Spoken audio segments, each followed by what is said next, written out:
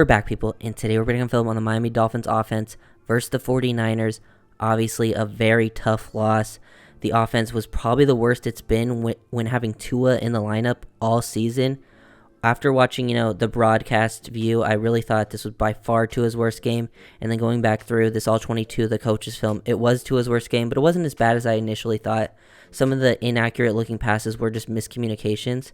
And I know some people were saying it was nerves from Tua. I really don't think it was nerves. Mainly because he didn't really make any mental mistakes in this game. Like, he was getting the ball to the correct spot, throwing the ball on timing with anticipation, but just some inaccurate throws that he usually doesn't make. So I'm not too worried about this in the long run because Tua's accuracy has never been an issue. Just, sometimes good players have bad games, so not too worried overall for the team.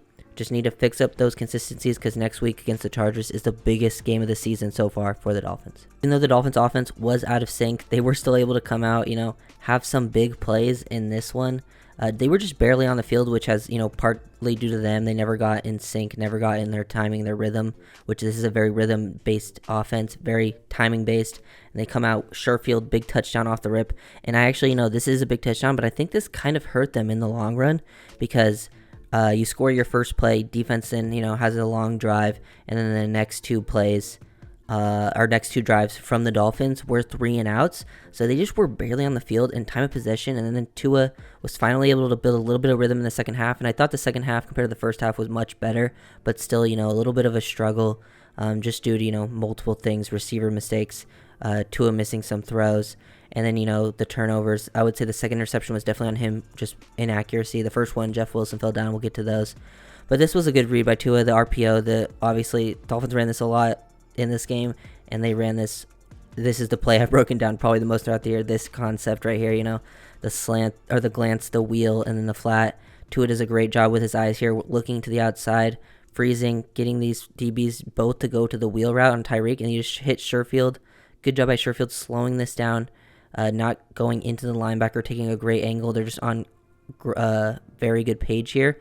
And then once the safety just takes a bad angle here, Sherfield's able to cut this up, show off the speed. Obviously, this was very exciting seeing Sherfield get this touchdown. Also love this hustle from Waddle. Look, you can just see how fast he is, going down there, maybe get a block if needed.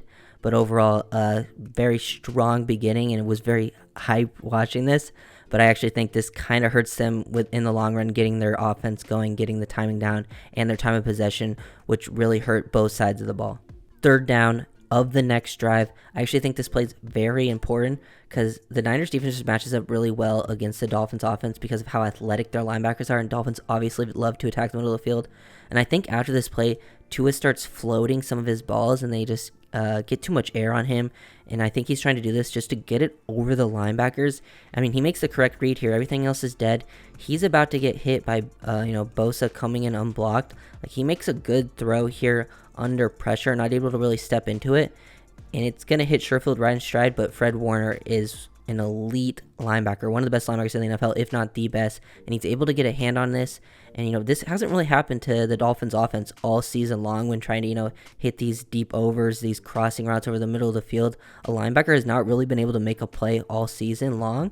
And I think once Tua saw this happen with Fred Warner, he realized, third down, they've been masterful in third down this season. He realized that, he's going to have to put a little more air on the ball, and this is why I think it floats on him a little bit.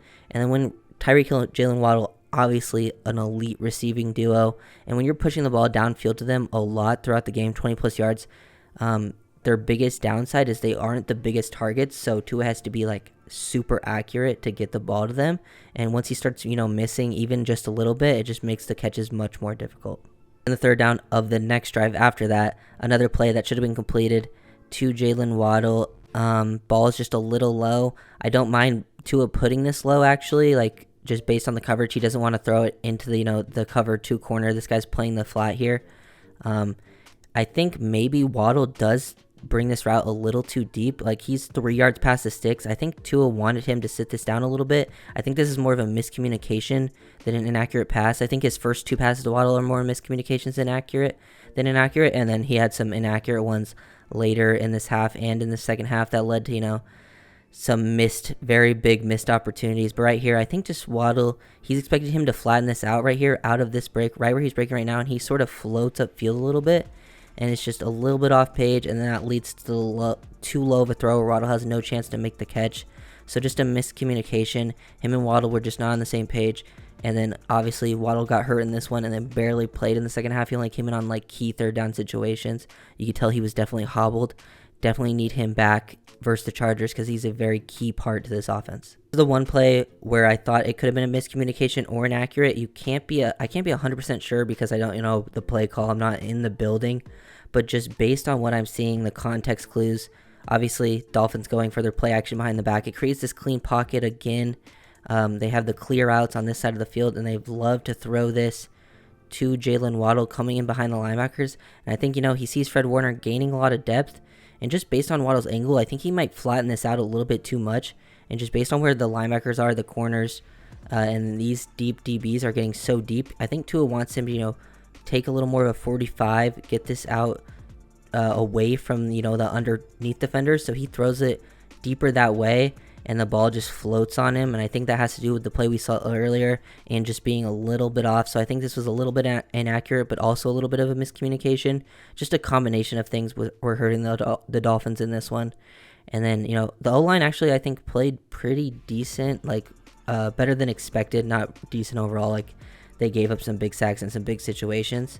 But early on, I think, they gave Tua some time. It was just not a lot of opportunities because the defense struggled to get off the field and the offense struggled to stay on the field. This play right here was one of Tua's best plays in this game. The strike over the middle of the field to Durham Smythe. Great job going through his reads. He's reading, the boundary side first, coming down to Craycraft / Wilson. He doesn't really like what he's seeing here.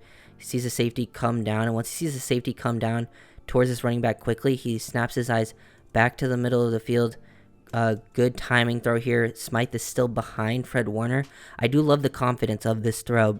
Once Fred Warner, makes some plays early on in the game, he's still throwing this ball with anticipation over the middle of the field to Durham Smythe. Very accurate. Hits him right between the numbers. Throw doesn't really get better than that. So this was a good bounce back and showed, this is why I just don't think Tua was, nervous for this game. I feel like people were trying to use the nerve sync. If it was nerves, I think he would have made a lot more mental mistakes, and he really didn't have too many mental mistakes in this one. It was either just miscommunication overall with the receiver, which I think were more on the receivers, or just him being straight up inaccurate. And this one, just really good job. And obviously, Tua's first action ever in college was him coming in the second half of a national championship game and winning. So I don't think, him being clutch or poise or nerves, and he's been the best quarterback on third down and in the fourth quarter this season. So I just don't think it's a nerve thing. It was just an overall good game plan by the Niners and just some little things that can definitely be cleaned up by the Dolphins offense. Another big missed opportunity for the Dolphins offense. I thought this was McDaniel's worst play call in this game, 3rd and 1, and they end up taking a big time sack, going off the play action, and they just try to, get a little bit of a chip with Ingold as a tight end on Bosa and then have the running back block him. It's just not a good play call for success because Tua has legit no opportunity to get this ball out. No one's open. He would have throw with great anticipation. His only chance was Waddle, but at this point, Bosa's already on him and he just gets sacked. Really don't like the play call from McDaniel. I just, get a tackle, an offensive lineman on Bosa because you don't need to block him for too long anyways. Just to get the ball out quickly. It's a 3rd and 1 situation. And I don't mind coming out and passing on 3rd and 1 because the Dolphins are so much better at passing. But if you would do that, I would maybe be in shotgun, going what you're good at, using that RPO that they ran earlier in the game that was so successful. But they come out, try to do something too creative, and it just doesn't work. This was one of Tua's misses in this game. And they try to make this look like the RPO that they would usually run, but it comes out in play action in a different concept. And he's just a tad bit late here, and Bosa is coming unblocked in his face, and I don't think he's able to step into this completely, so the ball just floats on him. Ball is coming out a little bit later than usual, because usually he's going to throw this, and this is not terrible timing. It's just usually he throws with more anticipation, and the ball sails on him, not being able to step into it. It just doesn't even give Waddle a chance. It's too far out of bounds, and I think this is a play where Waddle ends up coming up a little bit hobbled, because after this play, snaps were a little more limited, and it was the last time he really got injured or got hit before that injury happened, because they didn't really talk about it on broadcast. So this was one of Tua's misses for sure. Just too many missed opportunities left on the field, but I'm not worried about it overall, just because Tua's been so accurate this season. I know some people, there's a lot of Tua haters, and they will use this as an opportunity to prove their points, but there's been so much positive this season. I just don't think you can take away too much from one bad game, because every player in the NFL has a bad game every now and then. The very next play, though, the Dolphins had another huge missed opportunity. I don't really blame this on Tua. Like, maybe the ball could have been placed a little more to the inside, but just based on when he throws this, look at the anticipation of this throw. He's reading the linebacker, and he's just seeing his back and his momentum carrying him more down, and he's throwing this with Jeff Wilson legitimately 5 yards behind this linebacker, and it's just perfectly thrown. If this is not anyone but a running back, a receiver, a tight end, this is caught probably in stride and technically for a touchdown. Maybe it's led a little bit too far outside by Tua, but based on when he's throwing this, the anticipation, he's probably expecting the linebacker to play this a little bit closer, so he's throwing it away from these defenders, and the ball's just dropped. A big opportunity missed. I love the confidence this throw from Tua. Ball placement maybe a little bit off, just from how it looked after the post snap. But when he throws this, I just don't think this is a bad ball placement. It just looks a little bit too far outside because of how open he is. But Jeff Wilson got to hang on to that. That's still right in your hands, just above the helmet. Another big missed opportunity. Wilson did not have his best game in this one. A lot of self-inflicted wins in this one. I know the Niners are the best defense in the league, but this actually gives me confidence for the rest of the year, because this is the best defense you're going to face, and the Dolphins really just beat themselves in this one. So many big missed plays, like this one to Tyreek Hill, the play action behind the back, creates this clean pocket, good awareness by Tua, step up into the pocket, feeling this, you get this great look versus cover 3. The middle of the field safety is playing with huge depth. Tyreek Hill creates a separation. He puts it over the linebacker's head, and the ball is a little bit too high from Tua. He misses him for sure, but this is definitely still catchable and has got to be hung on by Tyreek Hill. So just a bad throw from Tua, but accurate enough to where it still could be caught down the field, where Tua's stepping up into the pocket, throwing it 20-plus yards down the field over the linebackers. Would like to see Tyreek Hill hang on to this one. So yeah, just another missed opportunity due to Tua and Tyreek Hill just being slightly off. And Tua's doing a good job here. He's climbing up in the pocket, looking to the right, snaps back to the left, and he's been making this throw all season long. He probably expected the safety to be a little bit far back, because when Tua did step up, this safety did start to close. So I think that's why he put it a little bit higher, but this still needs to be caught. And this is the only problem with having Tyreek Hill and Jalen Waddle as your number 1 and 2 targets, is they are limited with their catch radius, so they can't make these tougher catches. But that is definitely still a catchable ball, but would like to see Tua throw it with some better accuracy there. After those big missed opportunities, it's the 3rd down, and Tua just gets sacked, has pretty much no chance. No one's open right away. They go cover 1. They bring this 5-man pressure look. They have Bosa loop around. O-line doesn't pick it up. They have pretty much no chance. 91 Armstead blows up Connor Williams, takes him off balance right away, and once he does this to Williams, he's not going to be able to come off this, recognize Bosa's looping, and he's just too late. Tua has pretty much no chance to throw this. He had to throw it with a bunch of anticipation, but no one is open. The only people he could throw to from this area is Tyreek Hill, and I believe that's Craycraft coming over the middle, and those guys are locked up as locked up could be. So this is where the Niners defense really feasted, was on their 3rd down opportunities, bringing the blitz, going man-to-man, and Jalen Waddle being hurt at this time of the game kind of hurt the offense, because they would, put a lot of focus on Tyreek, and no one else was really getting open versus man in those situations. Even though this wasn't Tua's best game, he still had some good plays overall, and I do love the toughness that he showed. He still went out there, gave a lot of heart. He took a lot of hits. They get roughing on this one. They used the motion very well. Love the play call. Used a pulling a lineman split zone. I mean, look at this. They try to... I mean, it doesn't execute very well because they pull, the right tackle and the center, and they try to split zone Alec Ingold back into this, and the center and Ingold run into each other, which gives 56 a free run at Tua. He feels this great, dips that shoulder to avoid, the contact, and then resets. Interesting call because Waddle and Tyreek are kind of, very close in their spacing, but Tua throws with a bunch of anticipation, throws this low and away. This is excellent ball placement under pressure, keeping this away from the corner, and he gets hit low. Tua took a beating in this one, showed some toughness, though. I know people think Tua's made of glass, but he's always been, able to take these hits, gets hit low there a lot. I hope his ankle injury isn't too bad, because I know he suffered the ankle injury at the end of the game, and didn't play the last drive. I mean, the game was over at that point. But he looked fine walking around afterwards, so it doesn't look too serious, but really do like this play from Tua, showing toughness, pocket awareness, and then great ball placement to Tyreek Hill, and good catch from Tyreek there too.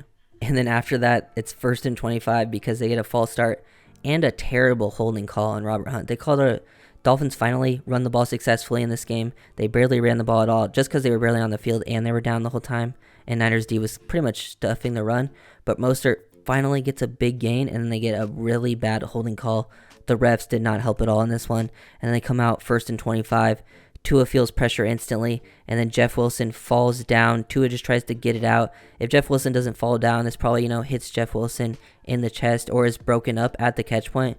Either way, I wouldn't really blame this interception on Tua. He feels the pressure instantly. He's just trying to get the ball out, and Wilson just slips, falls, and it turns into an interception. Not a interception I would really blame on Tua. I know, some people just look at the stats and be like, oh, he had 3 turnovers. The last turnover, the fumble, the game was over at that point. Wouldn't really blame it on him anyways. It was more the O-line's fault. Second interception was his fault. Wasn't a mental mistake interception, at least. It was just him being inaccurate and hit off Tyreek Hill's hand and turned into a pick. But right here, Robert Hunt, after the holding penalty, just gets beat one-on-one by Armstead. He has to step up in the pocket, just get rid of the ball here.